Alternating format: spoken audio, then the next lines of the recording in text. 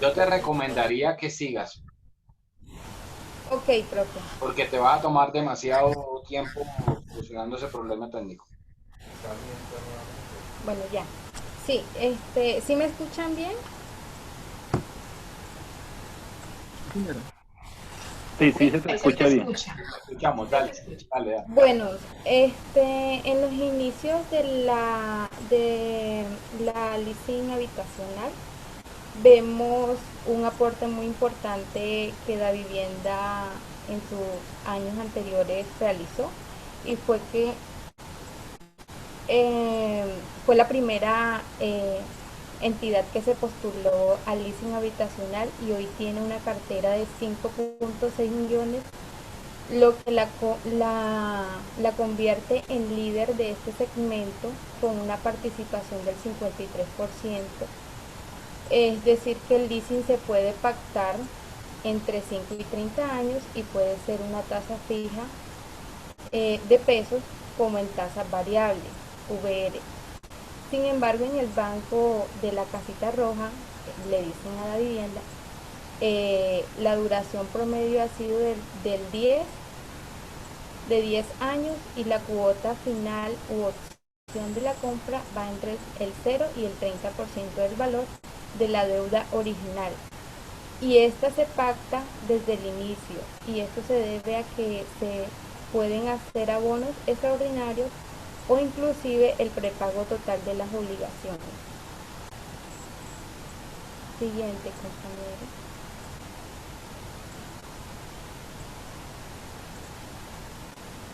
En cuanto a las recomendaciones o para poder adquirir este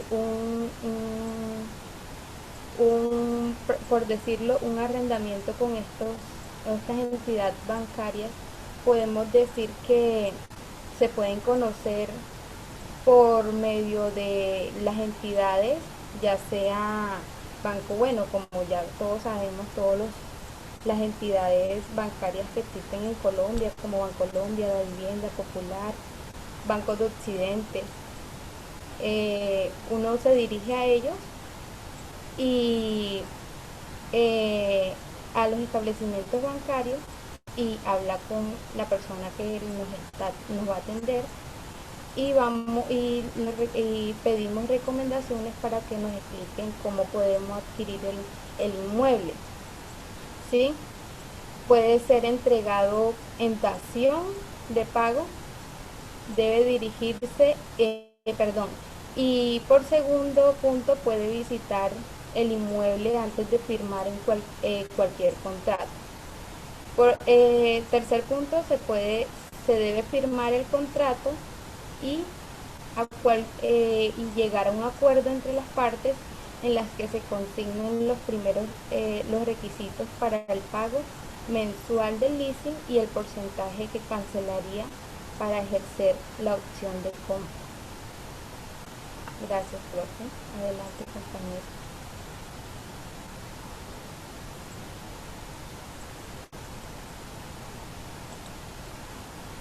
Eh, Buenas noches, doctor, compañeros. Primero que todo, pues voy a mencionarles como unas características de este contrato de leasing habitacional. Podemos decir que es un contrato bilateral, pues ya que hay obligaciones recíprocas entre las partes contratantes. Es un contrato consensual, ya que para su perfeccionamiento basta la voluntad de las partes y no se requiere solemnidad alguna. No obstante, digamos, para fines probatorios y por tratarse de operaciones que se financian con el ahorro del público, la mayoría de los contratos se hacen constar por escrito. También es oneroso, ya que ambos contratantes persiguen su celebración en un beneficio económico, es conmutativo, pues puesto que existen un equilibrio entre las prestaciones de las partes. Este contrato también es sucesivo porque las obligaciones de las partes se van cumpliendo periódicamente durante la vigencia del contrato. Es un contrato de naturaleza mercantil, dado que se celebra entre comerciantes sobre bienes susceptibles que producirán renta. Esto es como un dato de aquí de los colombianos, ¿qué tanto están usando el leasing los colombianos? Podemos ver que según fuentes de la Superintendencia Financiera e informes de la titularizadora colombiana, la porción del leasing habitacional es del 16,53% en el total de la cartera hipotecaria en Colombia.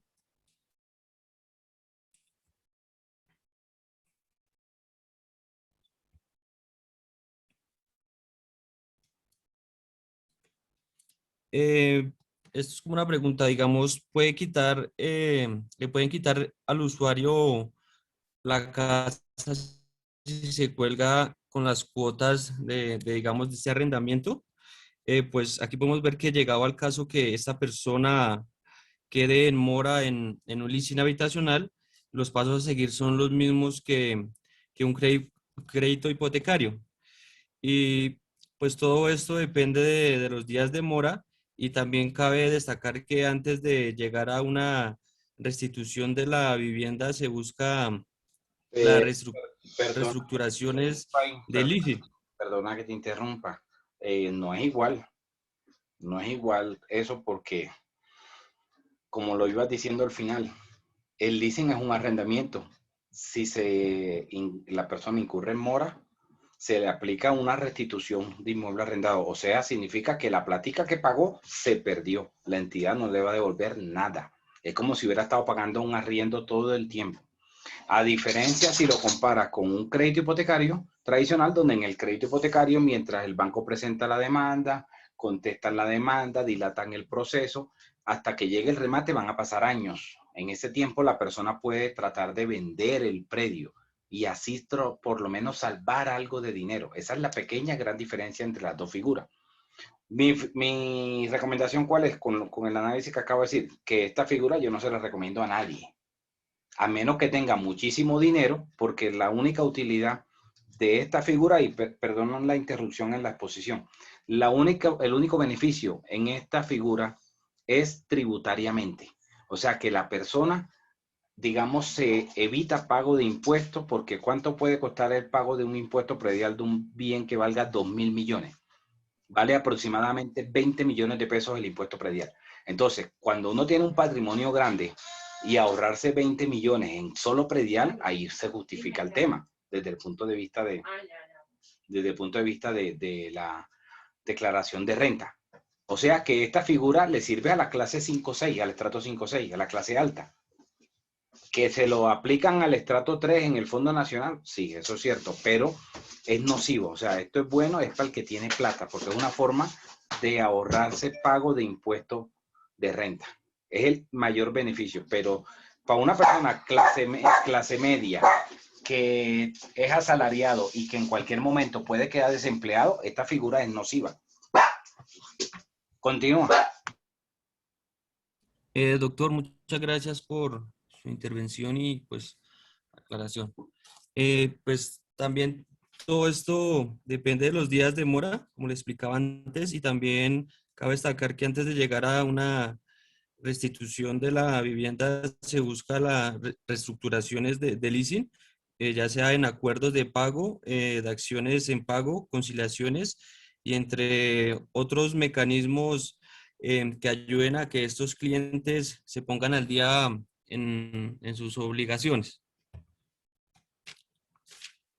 Eh, ¿Cómo se maneja el tema de la cuota inicial en, en las viviendas?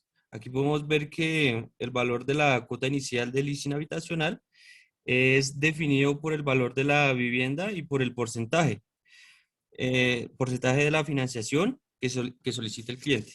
Se financia hasta el 80% del valor del bien inmueble a través del leasing, por lo que la cuota inicial es del 20% restante. A continuación, les vamos a exponer dos contratos del leasing habitacional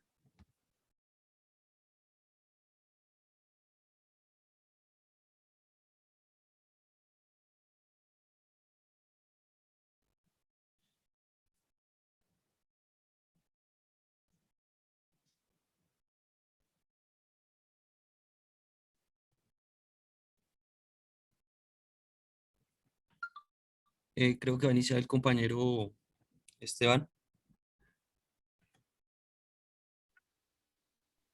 Gracias, Alex. Buenas noches, doctor y compañero. Lo que pasa es que estaba hablando con el micrófono apagado, qué pena. Compañeros, pues en primera medida tenemos que destacar que el leasing habitacional está amparado por la Ley 546 de 1999 en su artículo cuarto.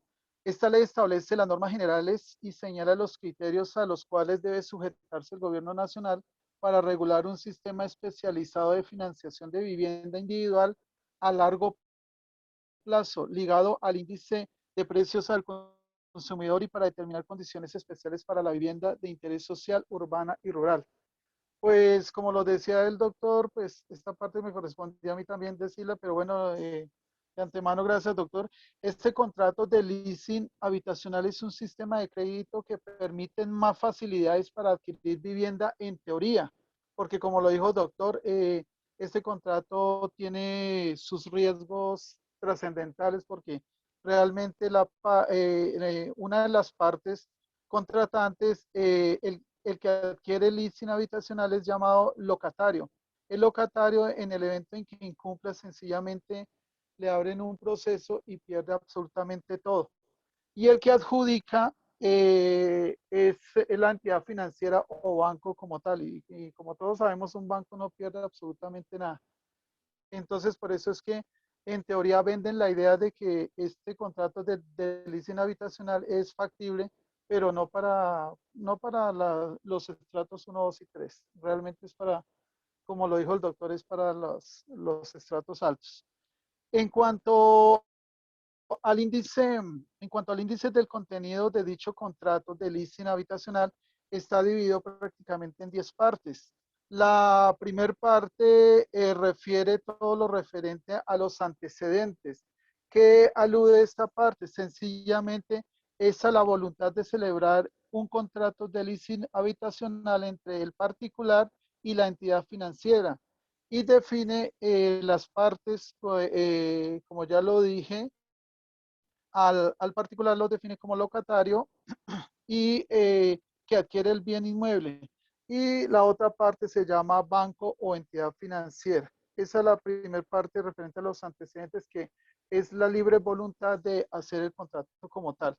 La segunda parte refiere todo lo referente a las condiciones generales, que pues en esa parte habla de los anticipos, el objeto del contrato de leasing, la vigencia y el plazo, la entrega, la cesión, el canon pues que debe pagar el locatario, la imputación para el pago y un pagaré que es pues es blanco, es en blanco.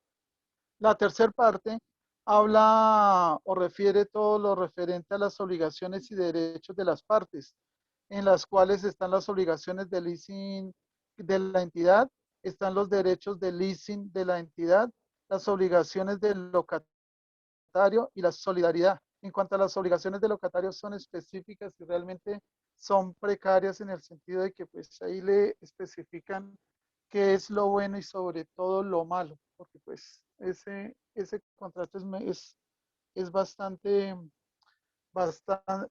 nefasto para el locatario, o para el particular.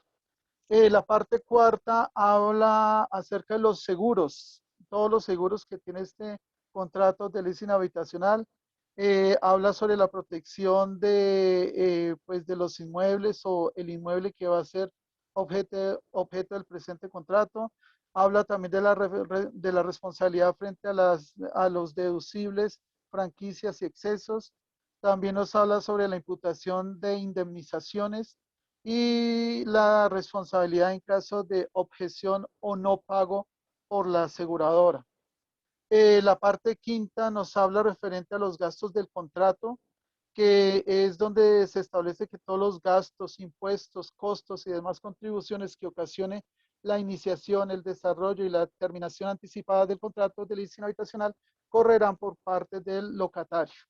Entonces, pues perjudican a la persona como tal. La parte sexta habla referente a lo de la cesión de la posición contractual, que establece que el locatario podrá hacer la cesión del contrato con la aceptación previa y por escrito del leasing de la entidad financiera como tal. La parte séptima habla referente a lo de las causales de terminación del contrato, que acá refiere cuáles son las causales generales de terminación del contrato, cuál es la fórmula de terminación anticipada por mutuo acuerdo entre las partes. También habla sobre la terminación anticipada del contrato por parte del locatario sin ejercicio de la opción de adquisición. Nos habla también lo de la terminación unilateral por justa causa por parte de la entidad financiera y habla también, da una fórmula de terminación anticipada por mutuo acuerdo entre las partes con ejercicio de la opción de la adquisición del bien como tal. La parte octava nos refiere a las posibilidades, a las posibles situaciones que se presentan a la finalización del contrato, tal como lo son la opción de adquisición, la restitución, las sanciones que se hacen de común acuerdo y también los procedimientos para efectos de devolución del canon inicial y de los saldos amortizados al precio de la opción de adquisición del inmueble en caso de incumplimiento por parte del locatario de cualquiera de las obligaciones adquiridas en virtud del presente contrato de leasing habitacional antes del vencimiento del plazo previsto para el ejercicio de la opción de adquisición. También nos habla de la renuncia a los requerimientos y al desarrollo de retención y también hace mención al mérito ejecutivo. La parte novena nos habla referente a todos los documentos del contrato, los cuales forman parte de ese contrato, el pagaré en blanco, con carta de instrucciones y el anexo de iniciación del plazo. Finalmente nos habla de los datos generales que pues acá nos habla de lo de las partes, que quién es el locatario, quiénes son los que van a tomar el inmueble como tal y lo de la entidad lo de la entidad financiera y obviamente las firmas de tanto el locatario como lo de la entidad financiera. Entonces, pues a simple vista el contrato de leasing habitacional, infortunadamente hay mucha gente de los estratos 1, 2 y 3 que lo toman por simple ignorancia y pues, como le dijo el doctor, pierden absolutamente todo su capital en el que han invertido. Entonces, no sé, doctor, si tenemos tiempo para leer el contrato de leasing, es que es bastante largo, pues no sé. Solamente léeme el objeto, la cláusula donde se pagaría el precio al final, cláusula compromisoria y cláusula de garantía mobiliaria. Permítame un momentico, doctor. Acá.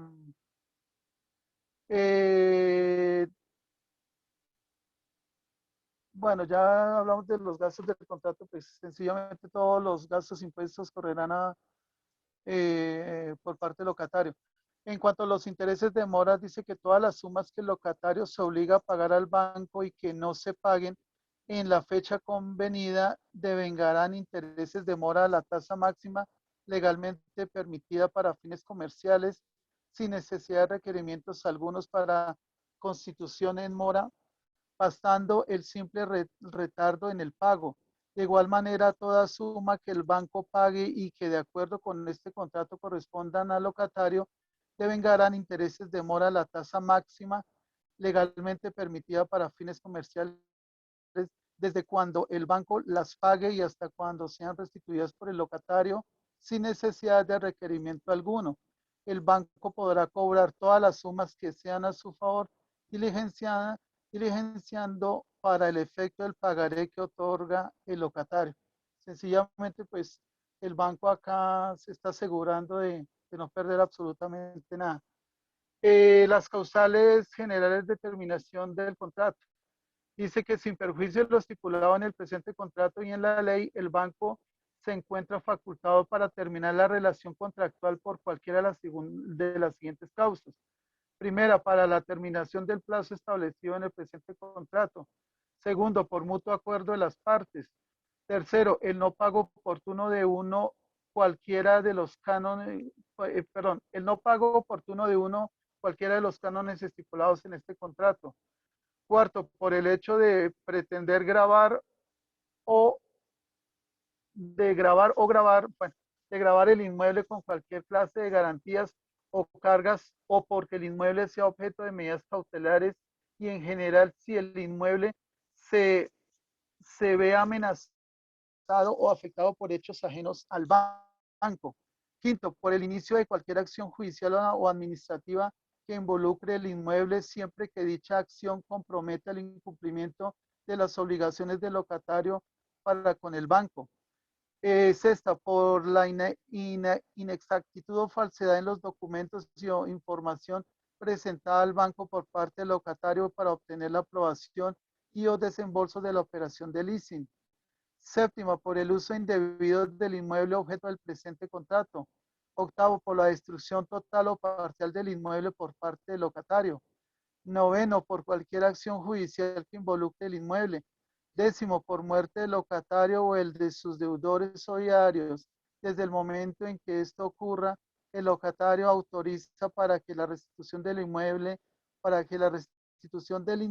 al banco se realice por, por quien tenga su administración o uso o disponibilidad. El banco tendrá el derecho de exigir las obligaciones a su favor y a cargo del locatario a cualquiera de los deudores solidarios o a los herederos sin que tenga que vincularlos a todos. La siguiente, por insolvencia del locatario. Por la realización de mejoras, cambios o ampliaciones del inmueble sin expresa autorización del banco. Por la violación por el locatario a las normas del respectivo reglamento interno o de propiedad horizontal. Cuando el locatario no cumple con las obligaciones de adquirir las pólizas mencionadas en el presente contrato a favor del banco, a menos que haya autorizado al banco para tomarlos por cuenta de él, y éste haya hecho uso de dicha autorización y la compañía de seguros lo haya aceptado. Por permitir injustificadamente que el banco realice las visitas de inspección necesarias al inmueble. Por el no ejercicio por parte del locatario de las acciones u oposiciones necesarias para proteger y mantener la tenencia del inmueble objeto del presente contrato. Por vinculación del locatario o sus deudores o deudor solidario a cualquier investigación por delitos de lavado de activos, secuestro, narcotráfico, terrorismo y o financiación del terrorismo. Por la inclusión del locatario en las listas para el control del lavado de activos y financiación del terrorismo, tales como la lista de la Oficina de Control de Activos en el Exterior, la ONU y o FinCEN, o cualquier lista pública relacionada con el tema de terrorismo y o financiación del terrorismo. En general, por incumplimiento de cualquiera de las obligaciones que se presenten del contrato como tal. Entonces, pues acá podemos ver que el leasing habitacional 100% favorece al banco. También debemos de destacar que todos los arreglos o las mejoras que se le hacen al inmueble debe de asumirlas el locatario como tal. No es como en las otras clases de contratos de arrendamiento de un bien inmueble que sencillamente el que paga las mejoras necesarias es el dueño. No, en este caso es el locatario. El banco sencillamente lo que hace es lavarse las manos y decir la responsabilidad 100% es suya. Si usted me incumple, se le da una prórroga muy limitada, extremadamente limitada, y si no cumple, pues tiene que entregar absolutamente todo y pierde su dinero. Pues, doctor, yo me asesoré de Bancolombia y de Ave Villas, y realmente la idea que le venden los asesores a uno de este leasing habitacional es, mejor dicho, todo color de rosa, todo es amor y paz, pero la realidad es otra, doctor, la realidad es otra. Entonces, pues también algo que no es fructífero para el locatario o el particular es que el inmueble queda a nombre del banco, por tanto no aumenta su base patrimonial. También al momento de la compra se genera solo gastos de compraventa, es decir, se ahorra la hipoteca. No obstante, al final del ejercicio debe pagar una nueva compraventa para transferir el inmueble a su nombre. Eso fue lo que me dijeron allá. También depende siempre del banco para realizar cualquier tipo de negociación. Siempre el banco es el que toma la última decisión. En cambio, en el crédito hipotecario, comparándolo con el crédito hipotecario, este sí permite la autonomía al momento de vender el inmueble o ceder la cartera. Porque hay una diferencia ahí, perdonen que te interrumpa. Sí, Hay una señor. pequeña, yo digo, una pequeña gran diferencia. Y es que en el crédito hipotecario, cuando tú compras, aun cuando tú tienes una deuda que está garantizada por una hipoteca, tú eres el propietario. Tú eres el Sí, titular señor, de la cosa. 100%. O sea que en el 100%. certificado de tradición y libertad va a aparecer Ujú. que tú eres el dueño. Que tienes una hipoteca en Sí, garantía de la deuda, eso es otra cosa. Pero tú tienes la titularidad, tú eres el dueño. Entonces tú puedes señor. vender. Porque, entre En otras cambio, cosas, la hipoteca no saca del mercado el inmueble. Sí, porque la ujú, garantía, el acreedor persigue la garantía independientemente en cabeza de quien esté. Entonces tú tienes la titularidad del dominio, tú puedes hacer lo que tú quieras con tu propiedad. Mientras que en el leasing el sí, titular es señor. la entidad financiera. Es el banco. Entonces Sí, no señor. puedes tú disponer de lo que no es tuyo. Ahora que de pronto a veces Ujú. digamos, le venden una falsa idea, digo yo. ¿Por qué? Porque te dicen, bueno, eh, que en el valor del canon le prorratean el pago del predial. A veces le venden esa idea. Pero con todo y eso, el día que la persona quedó mal, incumplió el El contrato, locatario. le hacen la restitución Sí, y lo señor. ponen de patitas en la calle y no tiene derecho a que le devuelvan nada. Esa es una gran diferencia. Sí, Entonces, señor. Absolutamente de eso es lo que que si es. uno tiene la propiedad, Ujú. uno puede disponer ahora. Que, digamos, me parece que no está bien con la publicidad que utiliza el Fondo Nacional del Ahorro, que le dice a la persona que haga el ABC, el ahorro ese voluntario contractual, creo que se llama, algo así, la sigla. Entonces a la persona le venden la idea de que con ese ahorro va a adquirir la vivienda y tal. Resulta que cuando la persona ya lleva los papeles para la solicitud del crédito, le terminan diciendo que no pueden darle el hipotecario, sino le ofrecen es el leasing. Y conozco personas que Ujú. le están hace poco dando el leasing a 30 años. Entonces, mientras que en el hipotecario tradicional está de 15 a 20 años. Normalmente la mayoría lo manejan a 15 años. Y si uno lo comparara, el hipotecario en pesos, donde la cuota siempre va a ser la misma y va a tender a bajar, le favorece más a la persona. Ese tipo de cosas no se los va a decir un analista. Es igual como cuando uno va a comprar un carro y lo compra por Cheviplan. ¿Sí han escuchado Cheviplan? Que la persona empieza Sí, ahí a señor. hacer un ahorro y cuando ya cumple ciertas condiciones, entonces le adjudican el grupo, pero igualito la persona tiene que hacer un trámite para un crédito de vehículo normal, igualito. La única diferencia es que lo llevaron ahí con la cuota a que fuera ahorrando la inicial. Esa es la única diferencia.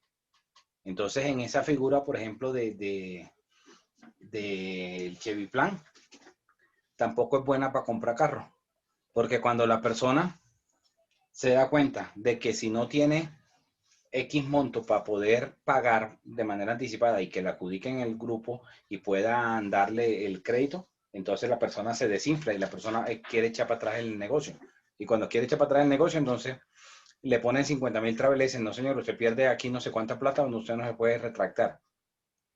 Así algo similar es el leasing. Si yo tengo una propiedad por leasing, con un leasing habitacional, y yo voy a transferir el contrato, yo no estoy vendiendo nada, porque yo no tengo nada. Cosa diferente es cuando yo tengo una propiedad que está garantizando una deuda con una hipoteca. Yo estoy vendiendo la cosa porque yo estoy haciendo la escritura pública a esa otra persona, que hay que pagarle a la entidad financiera lo que le debo, ok, pero yo soy el que estoy haciendo la transferencia de la titularidad del dominio. Mientras que en esta figura no. Dime, José. Profe, buenas noches. Es que escuchándolo me causan dos preguntas. La primera, las cuotas del leasing habitacional no es una cuota fija o van aumentando? Pueden pueden ponerte una cuota fija, pero con las circunstancias, la clase media, con las circunstancias actuales, tú puedes tener trabajo hoy, puedes tener un empleo y tú no sabes mañana. ¿Sí me entiendes? O sea, no, si tú vas consiguiendo tus cosas poco a poco, esta figura es nociva, porque de un día para otro te cambian las circunstancias y quedaste mal y perdiste todo lo que diste, porque tú no vas a poder vender lo que no tienes. Tú no puedes decir, yo lo voy a vender a otra persona el leasing. La otra persona te va a decir, a ver, o sea, si eso es un arriendo, si la persona cae en la trampa, como dicen por ahí, y te da una plata para que le cedas el contrato siendo autorizado por el locatario, o sea, perdón, por el arrendador, en este caso por el banco, por la entidad financiera, la persona se daría por bien servida, pero eso es algo que no es seguro que se diera, de que pudiera recuperar parte de lo que haya pagado durante ese tiempo. ¿Cuándo es que la persona, el locatario, va a ver que valió la pena? Solamente dos cositas. Uno, cuando ya al final que pagó el contrato, va a pagar una cuota que es muy pequeña para que entonces se haga la escritura de venta. Porque mientras no se ha hecho escritura de venta, se hizo fue un contrato de leasing, más no escritura de venta. Entonces, esa escritura, si el predio valía 100 al principio, al final vas a pagar 10, por decir un ejemplo. Y se amortiza todo lo que se pagó durante el tiempo del contrato al valor de la cosa. Pero eso es algo que no es fácil con las circunstancias actuales como poder uno determinar si sí va a poder cumplir o no. No sé si me hago entender esa parte, uno. Y dos, que tributariamente el beneficio que tendría es que la persona, si declara renta, lo pueda estar presentando en su declaración de renta el pago de ese canon y que después cuando ya haga la operación, entonces la DIAN no le puede salir a cobrar el excedente porque fue presentando en los años anteriores en la declaración de renta el pago de esos cánones del leasing. Esos son los únicos dos beneficios en plata blanca. Porque si fuera que la figura estuviera concebida para que le hicieran el crédito a la persona o el financiamiento 100%, 100%, uno dice, bueno, hasta quizás vale la pena, porque no tengo que dar nada por anticipado. Pero le piden, si es vivienda nueva, un 10% de cuota inicial. Y si es usada, un 20%. Creo que es lo mínimo que piden las entidades.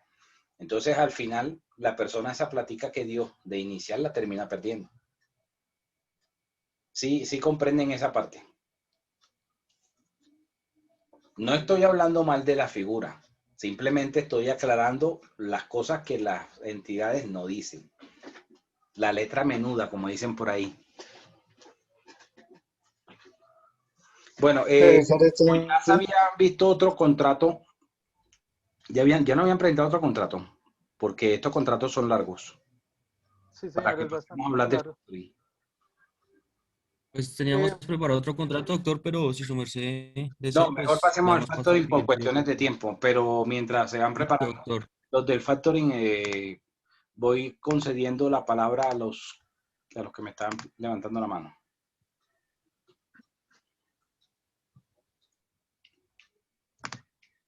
Habían como 2 o 3 levantando la mano. Siga, Dermo. Profesor, no, una inquietud. Yo vi una figura que se llama el leaseback. Bueno, eso es todavía más exótico, porque el leaseback es que yo tengo mi propiedad y yo voy y la vendo al banco. ¿Sí? El banco me la compra y el banco entonces hace conmigo un leasing. Y yo le empiezo a pagar un canon de arrendamiento. Y eso es favorable porque entonces como que disminuye el patrimonio y se convierte como en un gasto hasta que vuelve al tema de lo que usted está hablando de la opción de compra al final del contrato. Sí, pero como lo dije hace rato, o sea, esto vale la pena es para la gente que tiene muchísimo dinero, por el ejemplo que colocaba. O sea, si tú tienes una casa que vale 2.000, 2.500 millones, el solo predial te va a costar 20 y pico millones. Claro. Entonces, en ese caso, tú vas a decir, no, pagar solo 20 y pico millones para que se los roben los políticos. O sea, eso te va a doler. Bueno, a cualquiera le dolería. Si tú pagas 1 millón, un poquito menos de 1 millón, te duele, pero no es la misma proporción de pagar 20 y pico. ¿Sí? Entonces, en esos casos así es donde esta figura es atractiva. Porque tú terminas teniendo unos activos valiosos de mucho valor, pero realmente no son tuyos. Entonces, como no son tuyos, pues tú no declaras renta sobre eso. Tú podrás declarar renta sobre otras cosas. Entonces, por eso es que a veces algunos políticos tergiversan las cosas y dicen, pero es que por el niño de tal, en su declaración de renta, nada más paga tanto o no paga algo muy mínimo, muy mínimo. Pero ¿por qué terminan haciendo ese tipo de situaciones? Por estas figuras contractuales, las cuales son perfectamente legales, están ajustadas a la norma. Solo que digamos, mi crítica apunta a que esto es elitista. Esto beneficia al que más tiene, a la clase media, olvídense, a una persona de estrato 3 o 4 no los va a beneficiar en absolutamente nada. Si la persona es empleada y puede tener trabajo y mañana no sabe, entonces nunca le va a beneficiar. Y para muestra un botón el tema de la pandemia. ¿Cuántas personas no se quedaron desempleadas? ¿Cuántas empresas no cerraron o están cerrando por el tema de la pandemia? Entonces, con ese tipo de situaciones, pues es mejor como que no usar ese tipo de figuras si se tiene la posibilidad de un hipotecario. Esa es mi recomendación. Ok, muchas gracias. ¿Alguien más iba a preguntarlo? ¿O era solo del...?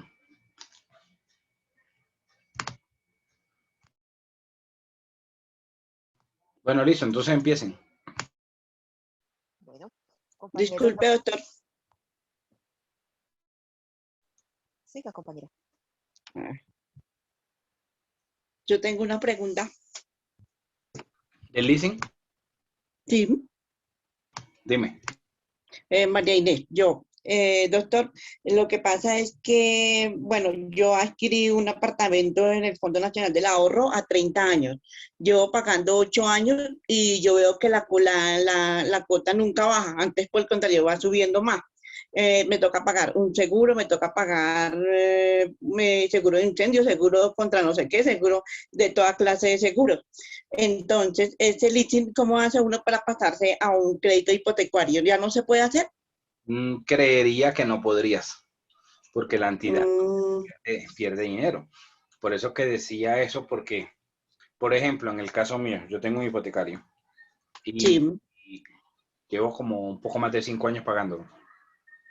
Y en ese tiempo, bueno, como a los 2 años logré bajar en un 30% el valor de la cuota. Al principio me quedó bastante fuerte, pero como al año renegocié con la entidad financiera los intereses y me bajaron.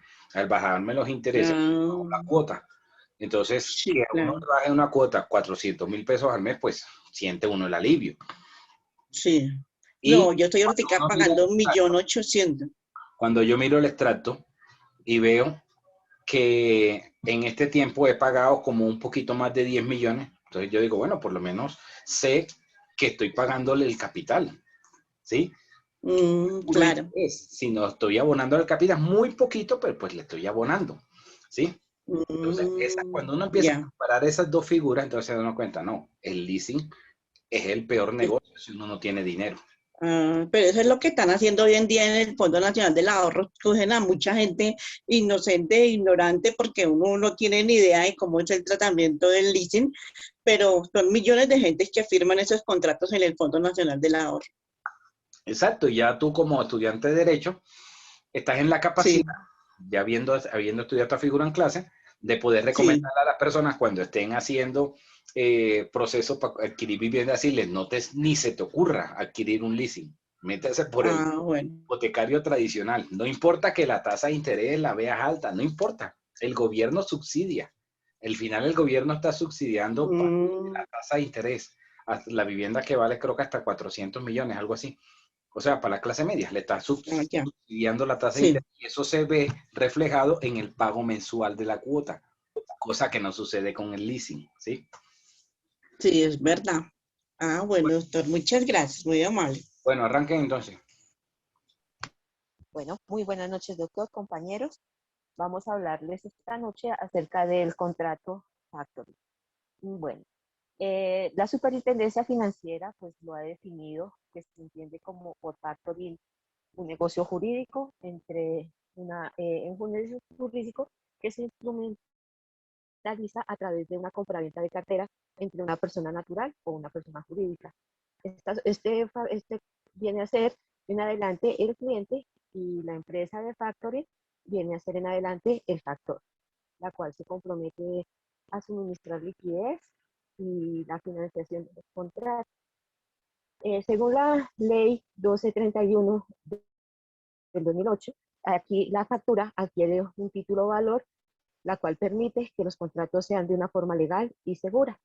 Estos van dirigidos más o menos a los pagadores que poseen una política de desembolso entre los 60 y los 90 días. Se considera una herramienta ideal para anticipar los pagos. Más o menos los utilizamos en los desembolsos de la nómina, buscando conseguir descuentos por pronto pago a los proveedores. Algunas compañías que utilizan el factoring como herramienta para sus balances calificados, es decir, las compañías que venden su activo al factor y lo descuentan de sus cuentas por cobrar y luego lo pasan al disponible. De esta manera, por ejemplo, las compañías que se presentan a licitaciones podrán tener mejores calificaciones en el momento de que los contratantes analicen sus índices financieros. Uno de los factores que extienden en el mercado pues, son los bancos, los fondos fiduciarios, los fondos de inversión o de factores privados como el capital propio. Estos también son adaptables a las compañías. Las empresas colombianas pueden acceder a vender sus facturas no solo en pesos, sino también en moneda extranjera. Este tipo de herramientas es fundamental para la economía colombiana, ya que permite a las pymes que puedan tener un fácil acceso al crédito y generar una liquidez necesaria. Uno de los beneficios del contrato factoring es pues, que ahorran tiempo y gastos, así como a tener una mayor precisión en la gestión de los informes.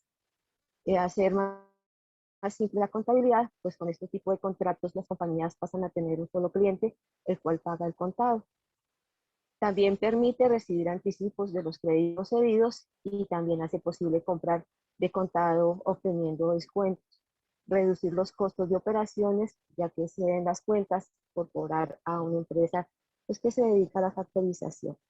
Yo me inventé aquí un ejemplo, más o menos, pues para redondear la idea de lo que les acabo de exponer, es que Antonio es un empresario que desarrolla su actividad de negocios a través de una compañía de refrescos.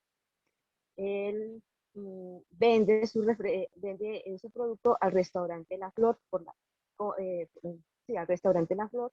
Compra Antonio varias cajas de refrescos por importe más o menos en un promedio de 5.000 euros, el cual le paga una factura a 90 días. Pero Antonio necesita cobrarlas antes de ese plazo para poder seguir haciendo frente a los gastos derivados pues, de su trabajo. En este caso, Antonio podría recurrir al factoring con notificación para solucionar su situación. Se le convertiría en cedente, término que designa al cliente que recurre al factoring. Al restaurante se le considera como deudor y sería ahora cuando entra en juego el tercer factor, que es la palabra banco, que sería el que va a prestar el servicio de factoring a Antonio. Pues así las cosas, Antonio firma un acuerdo de factoring con un banco, con su banco de confianza, el cual pues importa una factura emitida al deudor. En nuestro ejemplo serían de 5.000 euros que le debe al restaurante La Flor. Pero el banco no ingresaría a Antonio la totalidad de los 5.000 euros, puesto que se entiende que la entidad asume un importante riesgo de impago y le descontaría un 3% de porcentaje previamente estipulado. Con estas cifras, el banco ingresaría a la cuenta de Antonio un total de 4.850 euros, el cual, pues haciendo una regla así matemática, serían 5.000 por 3, que es el 3%, nos da 15.000. 15.000 dividido 100, esto nos da 150. Entonces, a 5.000 menos los 150 nos da 4.850 euros, y es lo que le paga Antonio tras descontar de los 5.000 euros el 3% acordado. Entonces, Antonio no ingresa la totalidad de la factura adecuada por el restaurante La Flor, pero se asegura disponer de liquidez para seguir haciendo frente a los pagos derivados de su actividad. Después de que pasen los 90 días estipulados para el cobro de la factura, el restaurante pagará la totalidad de 5.000 euros al banco, ya que se había tratado de conseguir la liquidez que se esperaba tener antes de los 3 meses de cobrar la factura. Siga, compañero. Muchas gracias. Buenas noches. Doctor, buenas noches. Yo voy a entrar a hablar de lo que es la definición del factory para posteriormente hablar unos conceptos y finalmente hablo las partes de lo que es el contrato de factory. Tenemos que la palabra factor viene del latino facere, que esa denota hacer algo por cuenta de otro. Factory finalmente significa estar haciendo una cosa por cuenta de otro. La definición que es una connotación más universal, dice lo siguiente, que es una sociedad financiera cuya función social consiste en comprar deudas comerciales a la vista o exigibles a corto plazo, negociarlas y prestar un conjunto de servicios comerciales y financieros a su clientela vendedora de bienes o servicios, con arreglo en un contrato previo establecido para cierta duración que vincula tanto al factor como al cliente. También dice que es un contrato de efectos permanentes establecidos entre el cliente, según el cual este cliente se compromete a transferir al factor todas o parte de las facturas que posee de terceros deudores y a notificarles esa transmisión. Como contrapartida, el factor se encarga de efectuar el cobro de estas mismas, garantizando el resultado final. Esa es la definición general de lo que es el contrato de factoring. Pero ahora voy a tener en cuenta 3 conceptos. Unos son de tratadistas y otro de la superintendencia financiera con respecto a lo que es el factoring. Hay un concepto del doctor Arrula Paucar Jaime Alberto en su libro Contratos Mercantiles, por el cual él define como contrato de factoring el acuerdo por el cual una empresa comercial denominada cliente contrata con una entidad financiera denominada compañía de facturación para que ésta le preste un conjunto de servicios en los que se incluye principalmente la financiación de sus créditos con sus clientes, asumiendo el riesgo de cobro a cambio de una contraprestación. Hay otro concepto interesante del doctor Bonivento Fernández José Alejandro, doctorista de la Universidad Nacional, y el cual dice que el contrato de factoring consiste en un sistema donde se combina la asistencia crediticia con la administración y cobranza de las facturas resultantes de ventas de bienes o servicios. También dice que el contrato de factoring se puede definir como aquel en virtud del cual una sociedad especializada se obliga a adquirir en un plazo los créditos de una empresa que resultan de su propia actividad comercial.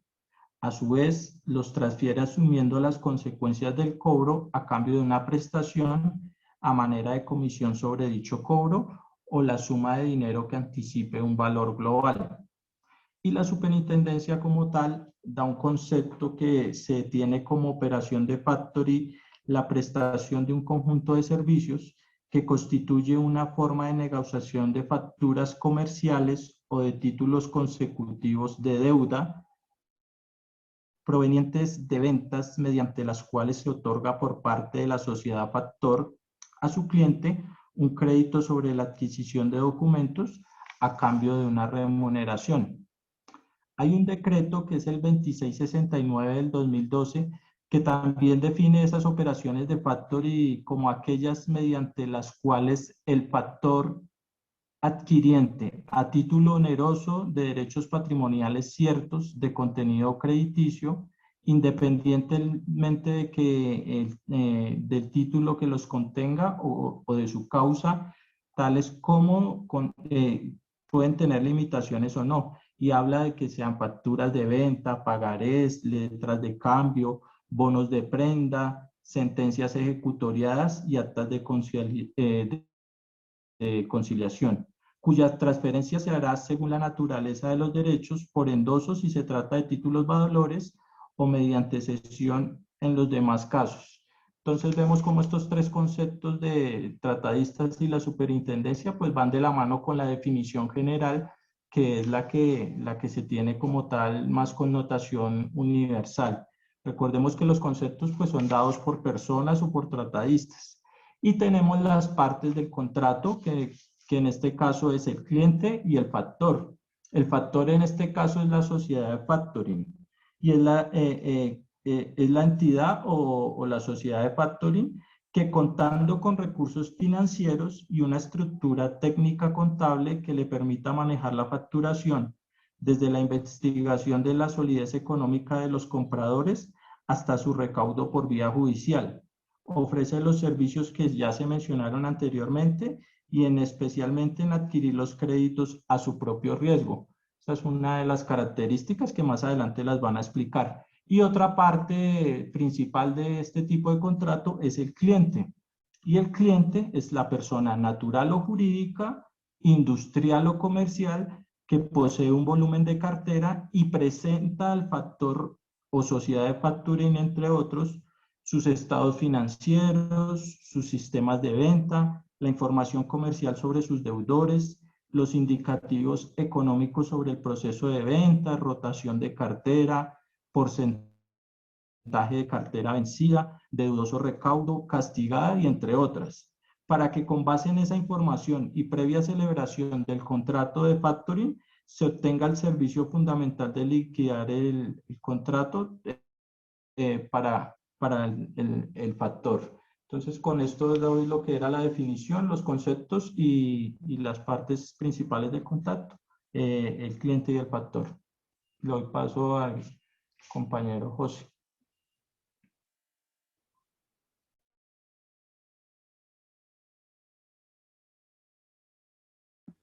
Profesor, buenas noches. Señores y señoras discentes, buenas noches. Yo les voy a hablar de las características del contrato de factoring.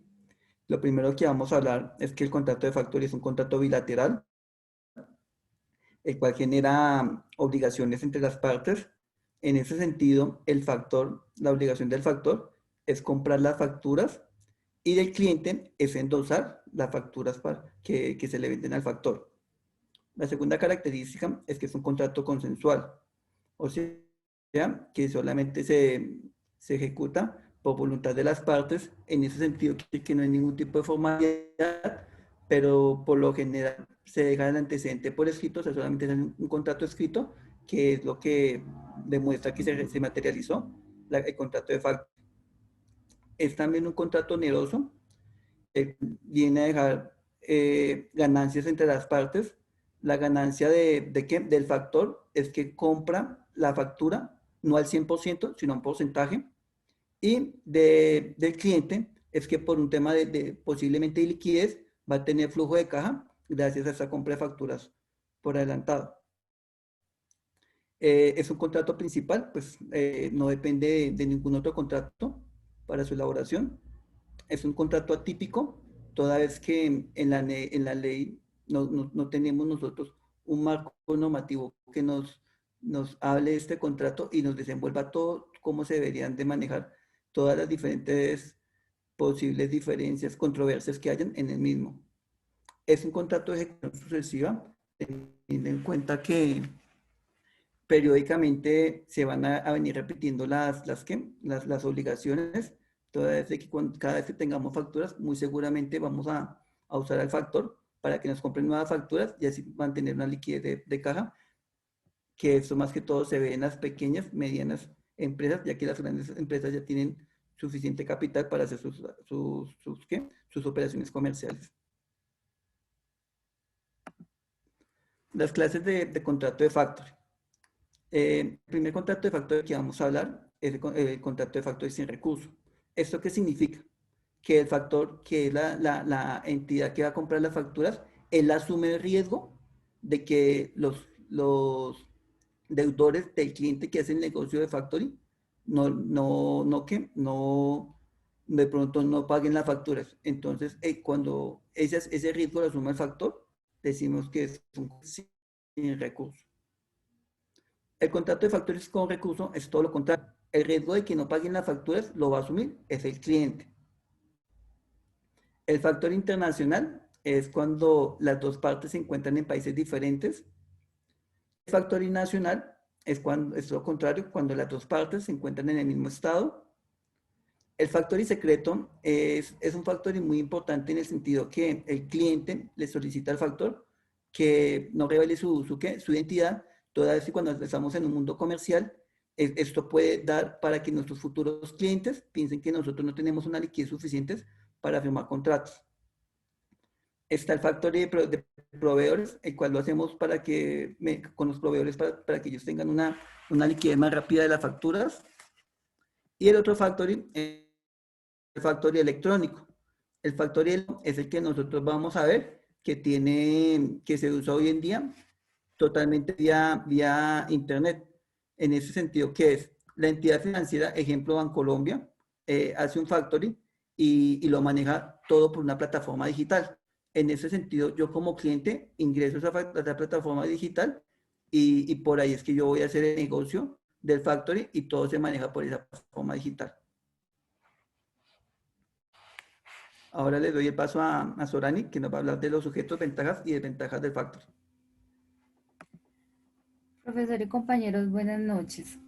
Bueno, vamos a hablar de los sujetos, no viéndolos como las partes del contrato, sino como las personas que intervienen o los actores que están dentro de esta negociación del factoring. Entonces tenemos el emisor, que es la empresa como tal que emite las facturas. El pagador es la persona que adquiere la obligación de pagar esta factura. Y el factor es la empresa encargada de comprar las facturas y de pagarlas. O sea, digamos que está entre el emisor y el pagador. Referente a las ventajas, tenemos tres ventajas. La primera es la liquidez, que podemos decir que es el principal beneficio que ofrece este contrato, teniendo en cuenta que hay facturas que pueden durar hasta 180 días para hacerse efectiva, para, digámoslo así, ingresar a caja. Y a través del factoring es posible obtener que la mayoría de estas facturas pues se hagan líquidas de una forma más rápida. Sí se tiene claro que no se va a percibir nunca el 100% del valor de las facturas. Como segunda ventaja tenemos la asesoría financiera y comercial. Cada vez que una empresa de factoring va a aceptar un cliente, entonces hace un estudio hace un análisis detallado sobre la empresa y la cartera que maneja de clientes. Entonces, digamos que y pues obviamente se lo informa al cliente, entonces para el cliente es un instrumento donde él puede verificar en qué debe mejorar como empresa. Y en cuanto a la parte comercial, pues como se hace un estudio de clientes, entonces también le sirve como para ir eligiendo mejor sus clientes. La última ventaja es exteriorizar la gestión del cobro. Entonces, esto quiere decir que el cliente pues ya no tiene la necesidad de incurrir en ningún gasto para gestionar los cobros, ya que va a poner esta tarea en manos de otra persona, que sería el factor. Como desventajas tenemos, primero, pues el coste financiero, ya que la empresa de factoring cobra una comisión por cada operación. También cobra unos intereses según el vencimiento de las facturas y cobra una comisión adicional por el simple hecho pues, del servicio que presta. Otra desventaja son los inconvenientes para el cliente, pero viendo el cliente no como parte del contrato, sino cliente cartera de la empresa que toma el servicio de factoring.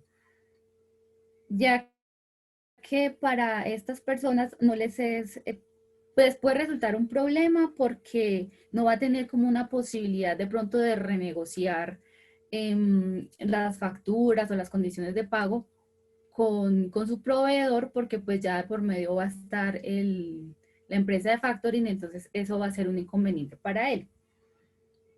Y la última desventaja que pudimos observar es la aceptación de los clientes más solventes únicamente.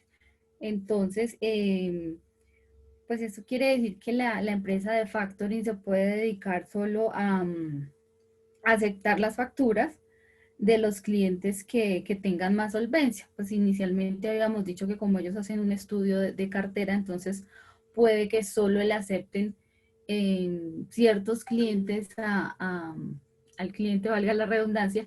Entonces, pues de pronto él aspiraba a que negociar más facturas y entonces pues ahí se le va a sesgar un poquito el negocio en este sentido. Pues también dentro, digamos, la investigación se observó que ya hay unas plataformas como medfix.com, que estas están enfocadas a hacer contrato de factoring con las medianas y pequeñas empresas. Entonces, en este tipo de negociación, si no se tiene en cuenta la solvencia, sino la relación comercial que tiene el cliente con sus proveedores. Ahora le doy paso a mi compañera Joana. Buenas noches, doctor y compañeros. Para terminar, vamos a sintetizar sobre las obligaciones que genera como tal el contrato de factoring para cada una de las partes. Entonces, en cuanto al factor, pues digamos que la principal obligación que él adquiere es la de recibir las facturas y pagarle al cliente el precio que pactaron por las facturas. Pero adicionalmente, pues todas las obligaciones a las que él se comprometa en el contrato, por ejemplo, si es un factoring electrónico, el factor se compromete a tener una plataforma donde le permita toda la capacidad tecnológica para que el cliente pueda subir sus facturas, las facturas compradas, pueda actualizar los datos de los clientes y pueda manejar toda la información por medio de esa plataforma. Otra de las obligaciones, pues es que él tiene principalmente, luego de pagar, hacerse cargo del riesgo financiero que le pueda traer el que las facturas que reciben no las cancelen los clientes como tal o tengan algunas pérdidas sobre esas facturas. Entonces, asume y ejecuta todos los servicios complementarios, como ya dijimos, sea una plataforma virtual, sea un análisis del riesgo, sea una revisión de las facturas. Debe respetar la fecha de vencimiento de las facturas, entonces él no puede excederse con los clientes porque cuando decimos clientes es pues la cartera que le entregaron como tal, porque no se trata de dañar la relación que tiene el cliente que le entregó sus facturas ya con sus respectivos clientes, entonces debe respetarle las condiciones comerciales. Debe asumir el riesgo de insolvencia del deudor. Si así lo han pactado, recordemos que también puede pactar que ese riesgo como tal lo adquiera o lo mantenga el cliente, pero si en el contrato dice que él asume el riesgo de insolvencia, hasta que finalice el contrato lo debe hacer. Debe abonar al cliente los créditos que se hayan cedido hasta el límite fijado en el contrato, que es cancelarle hasta donde se dijo, descontando la parte como tal de comisión, y debe guardar la reserva sobre la ejecución del contrato. En cuanto a las obligaciones del cliente, dentro de las operaciones de factoring, pues es fundamental que el cliente cumpla con una calidad y con una, digámoslo así, con una información muy verídica de todo lo que va a entregar. Esa sería la principal. Si él se compromete a entregar unos títulos en factura que van a ser de 30 días, debe de entregar clara toda la información de ese título valor, a quién se le emitió, los datos de contacto de esas personas, para que el factor puede hacer seguimiento de ellas. Igual recordemos que el factor, antes de aceptar esas facturas, ya ha hecho un análisis y puede desistir de muchas que no cumplan con las calidades respectivas que necesita. Debe transmitir todos los créditos a los que se comprometió, debe garantizar la existencia y la validez de los créditos cedidos, informar todo lo relacionado con ellos, que es lo que decíamos en la calidad de la información. Cuando se da con notificación, entonces él se obliga a informarle a toda la clientela de esas facturas que va a entregar, que las cedió a un factor. Debe proporcionar la información y documentación de las operaciones realizadas que le permitan comprobar los pactos asumidos, no solamente al iniciar y al entregar los títulos, sino como va a seguir teniendo un contacto directo con las personas a las que le emitió las facturas, debe estar informando constantemente. Igualmente debe informar si recibe algún pago de esas facturas y debe pagar la remuneración al factor, que dijimos que era la tasa pactada por el pago que le va a ser anticipado de sus facturas, el factor como tal. Entonces, hasta ahí es el tema de nosotros. Ya pues vamos a presentar un contrato, un modelo de contrato que tuvimos de factoring para finalizar. Muchas gracias.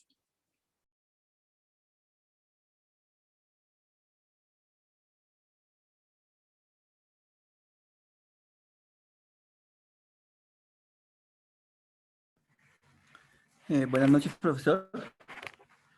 El contrato de factoring que vamos a presentar es el siguiente. Se realiza el 26 de abril en la ciudad de Bogotá. José, por cuestiones de tiempo, leamos el objeto, el valor del contrato, la cláusula compromisoria y la de garantías mobiliarias. Únicamente. Y ya con esa finalizaríamos. Perfecto, profe.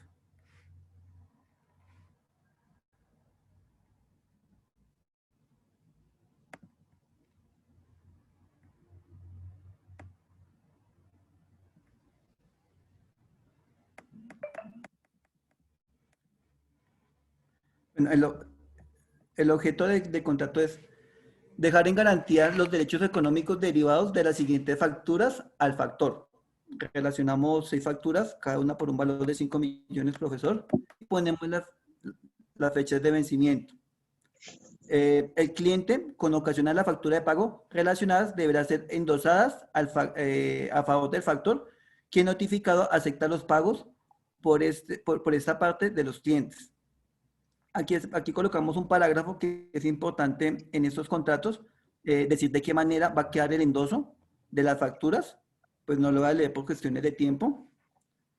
En ese sentido, si nos dimos cuenta, las facturas sumaban un total de 30 millones de pesos. Aquí ya hablamos nosotros de la obligación del factor, que es entregar una suma de 29 millones de pesos correspondiente al valor de las facturas, menos el descuento acordado en el momento del negocio, que vendría a ser la utilidad que tiene el factor frente a ese negocio.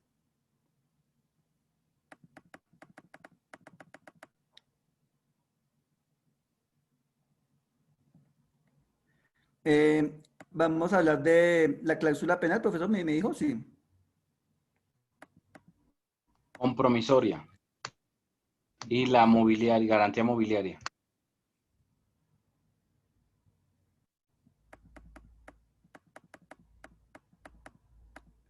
La cláusula compromisoria. Toda controversia de interpretación, ejecución o liquidación del presente contrato se resolverá por un tribunal que sesionará en el Centro de Arbitraje y Conciliación de la Cámara de Comercio de Bogotá, de acuerdo a los siguientes parágrafos. Parágrafo primero. El tribunal estará integrado por un árbitro designado por las partes de común acuerdo. En caso de que no sea posible, los árbitros serán designados por el Centro de Arbitraje y Conciliación de la Cámara de Comercio de Bogotá a solicitud de cualquiera de las partes. Parágrafo segundo. El procedimiento aplicable será reglamentado para arbitraje nacional en el Centro de Arbitraje y Conciliación de la Cámara de Comercio de Bogotá. Parágrafo 3. El tribunal decidirá de manera en derecho. Cláusula mobiliaria. En virtud del presente contrato de factoring, el cliente constituye a favor del factor la garantía mobiliaria sobre el bien en garantía a continuación que se describe, avaluado en 50 millones de pesos, atribuibles en respaldo de no cancelarse el total o parcial de las facturas relacionadas en la cláusula primera del presente contrato. Aquí damos el detalle del tipo de maquinaria que se da como cláusula mobiliaria, profesor. Ese sería como tal el contrato, doctor, así a grandes rasgos.